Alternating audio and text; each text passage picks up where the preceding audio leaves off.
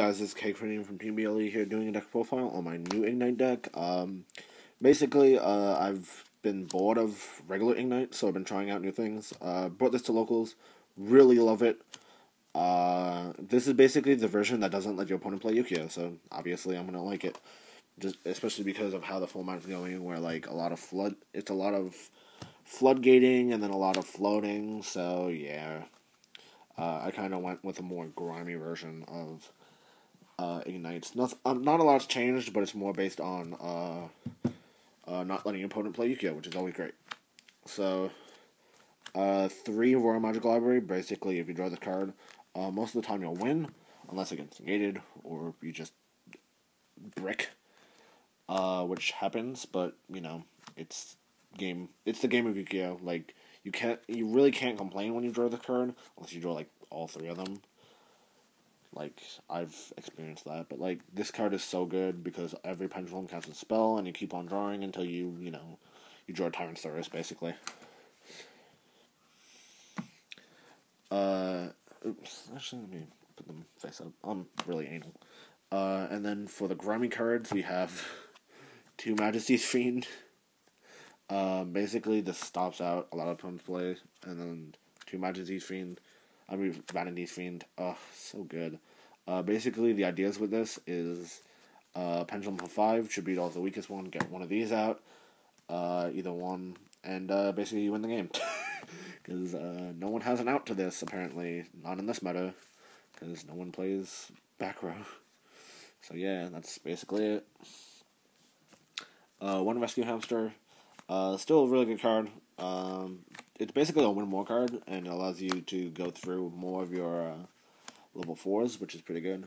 So you can like make a 5 rank Rangaminiad pretty easy. And then the 1 Rose to get synchro plays off. Unfortunately, I need to switch one of my synchros because I have a problem with it, and I noticed this for a little bit, but I just haven't been able to get around to it, so I'm gonna get around to it very soon. And then for the Igknights, we have 3 of each of like the really good ones. So 3 Paladin, 3 Templar, 3 Gallant, and then 3 Malgrave. There's a 3 Malgrave. And then I needed to cut a couple cards to put in room for the Fiends. So we're running only 2 of each of the other ones, because these cards are not really that good. Like, the only real great thing about these cards is that you can make Alucard, which is not even a great card. It's just an out to, like, back row. Like, stupid back row. Then for spells, oops, shit, I'm professional. We got 3 Upstart, 3 Rhoda. Basically, the more spells you activate, the better Royal Magic Library feels. And then you just touch yourself, and then continue to touch yourself until you win. 3 Summoner's Art. This card becomes really good when the new support comes out, because you get a 2400 beat stick, 2700 under Phoenix, and then a really big defense monster, which is a level 6, I believe. So pretty good. The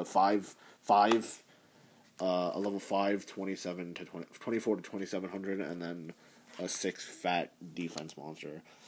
And then we have 2 Phoenix. Basically, this is the idea on this is that it's basically 2 counters every time you activate it. So yeah, pretty good.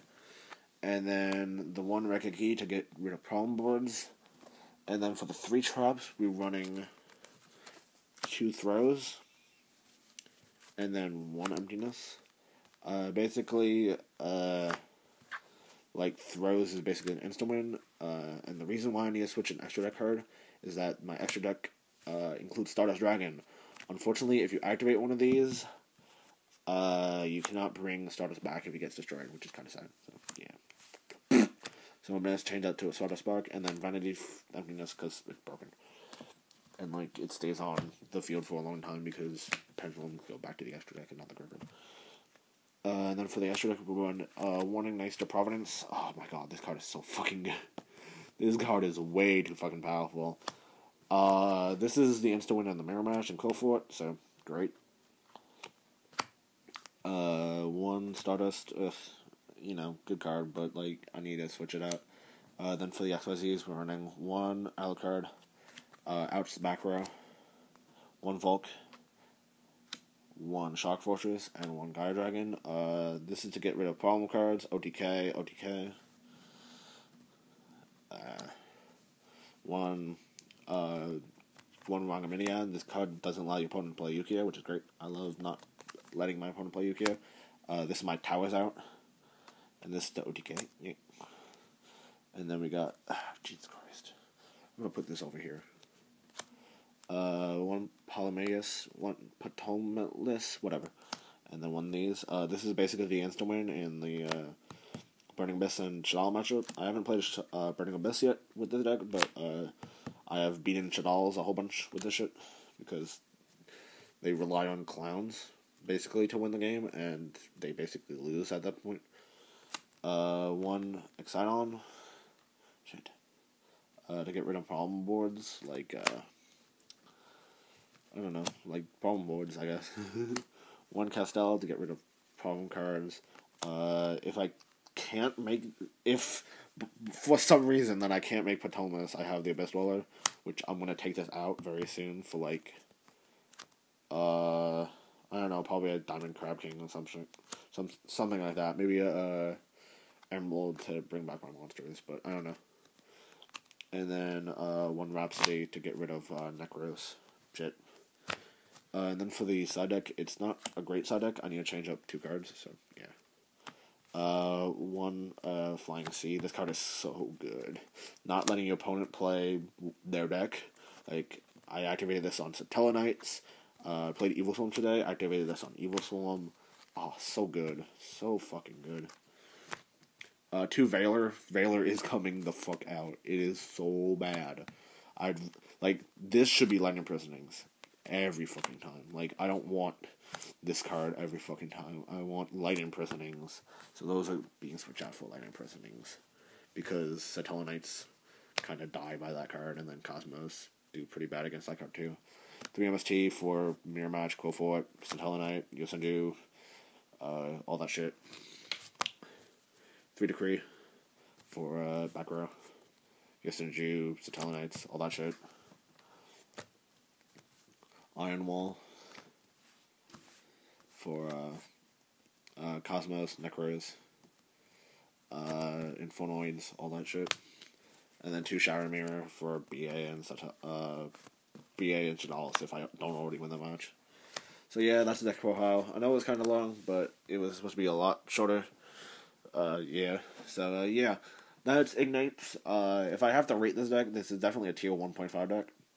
Definitely has the chance to win, but not a lot of people use it because Templars were expensive. They were like $20 each. And then you have to buy Crusaders, even though Crusaders not a good card. Whoops, slipped the tongue.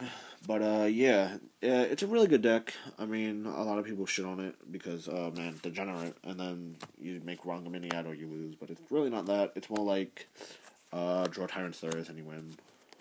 Or, you know, make a Majesties or something like that.